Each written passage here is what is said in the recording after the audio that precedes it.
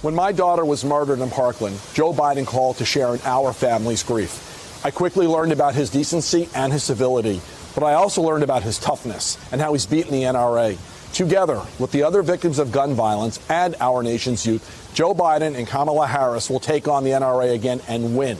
Let's win back our freedom to live without fear. Florida cast 57 votes for Bernie Sanders and 192 votes for our next president, Joe Biden. That was Fred Guttenberg nominating Joe Biden for president for the Florida delegation during the Democratic National Convention. Fred has now written a new book entitled Find the Helpers: What 9/11 and Parkland Taught Me About Recovery, Purpose, and Hope. And he joins us now once again. Good to see you. Fred, thank you so much for being with us. Let me start by asking how you and your family are getting by. You know, this is something that Joe Biden talks about so much, losing his children and the daily struggle it is. I wonder if you have any words for parents who are dealing with this, probably, now that unfortunately far too many have to go through the hell that you went through. Well, and especially now during the pandemic, where we're going to have 200,000 people who are going to die, who were sick alone, who are going to die alone. And we have an occupant in the White House who wants to minimize what that actually means to families. Joe Biden gets it. He got it when it happened to my family. He reached out, I think it was about 10 days after my daughter was killed. And then I had the chance to meet him in person as well. This family, I'm sorry, but this country deserves to know what my family has seen of what I hope will be our next president. A guy who has inspired me to go forward. A guy who spoke to me about grief, what getting through grief would look like, how my family and those of us go through grief differently, and to be prepared for that. And I thought, okay, a big tragic event, he's reaching out to me. But I have come to find out he's done this for people all across this country his entire career, reaching out in moments when no one else knows to help them get through it. Back in April, I wrote an op-ed comparing Joe Biden and the current occupant of the White House on how they would respond to the coronavirus. Sadly, we've seen that act out. The current occupant is doing things that will get people sick and get people killed. And Joe Biden is reaching out, hoping to give them hope on how to go forward. And I, for one, am thankful for him.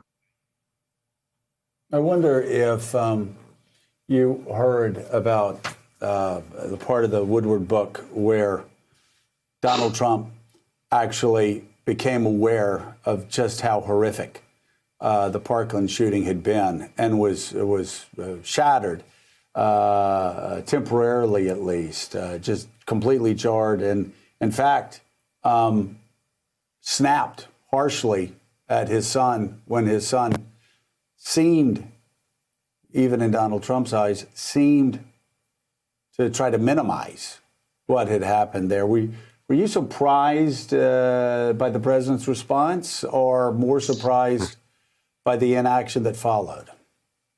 So I've not heard about that part of the book. But no, I'm not surprised about the inaction that followed. Listen, that's who he is. The day that I buried my daughter, the morning that I buried her, he put out a tweet that was dishonest, and he knew it.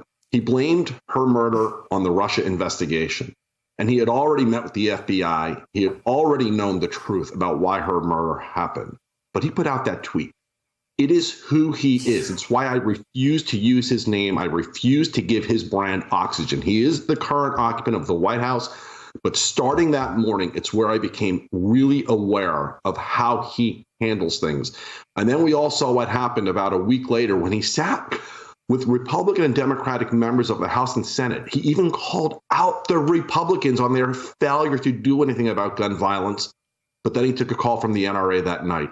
And he's never, ever, ever gone back to that possibility where he and I could have been doing something together or with other fighters for this cause. He chose a different path. And everything he has done since then has been incendiary, has led to more gun violence. At the start of this pandemic, he unleashed a gun surge on this country through his administration. That's who he is. We can't have more time with him in the White House. Can I ask you about other representatives? Were you reached out to by senators? Did Rick Scott, who I think was governor then, but has Rick Scott reached out to you? Marco Rubio, Governor DeSantis, have they reached out to you, been respectful to you, and tried to work with you? Listen, in the aftermath of what happened to my daughter, and Rick Scott was governor at the time, I was very thankful for his leadership. He was an example in that moment of how, even as a Republican, you can do something about gun violence.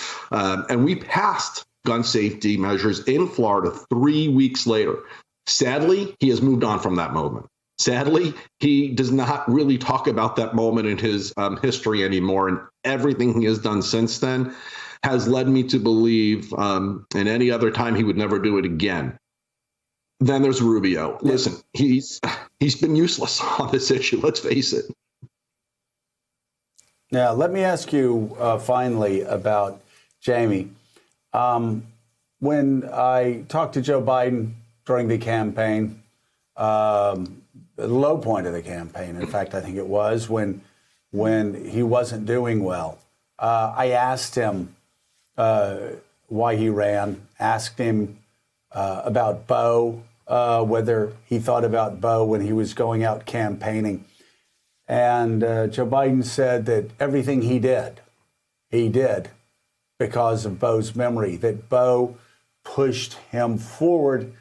And what he said as he started to tear up was, I just hope that he's proud of me. I'm wondering how much Jamie is driving you and how much she still lives through you and your efforts. Listen, Joe, my daughter stands on my shoulder every second of every day, pushing me forward.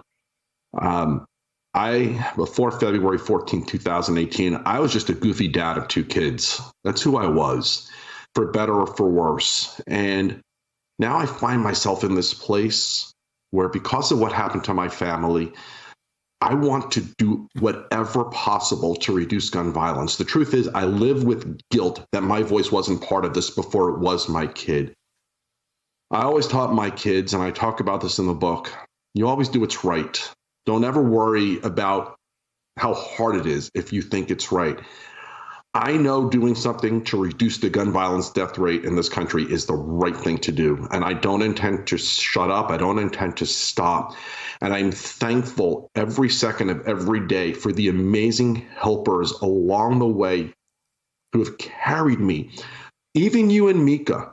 I'll never, ever, ever forget that first interview a week after my daughter died, where I think we were scheduled for 4 or 5 minutes, and you kept me on for, it was about 20, 21 minutes, because you knew I needed to talk. And we were emotional on that interview together.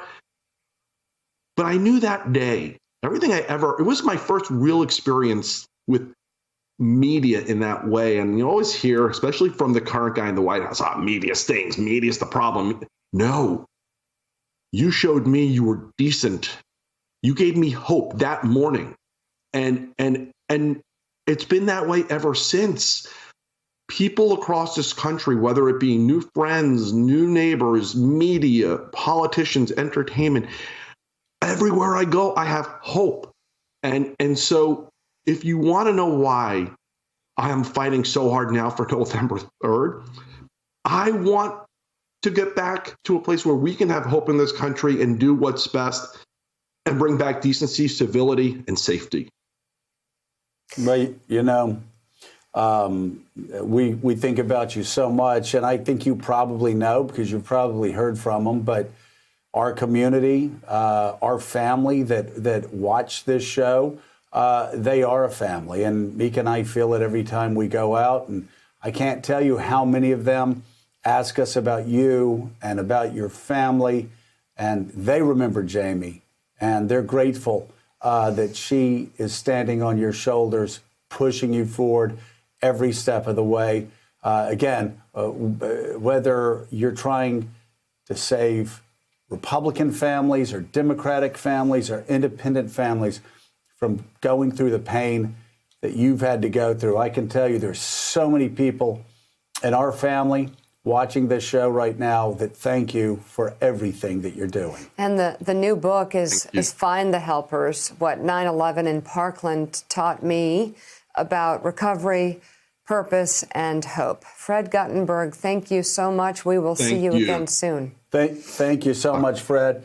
Thanks for checking out MSNBC on YouTube, and make sure you subscribe to stay up to date on the day's biggest stories. And you can click on any of the videos around us to watch more from Morning Joe and MSNBC. Thanks so much for watching.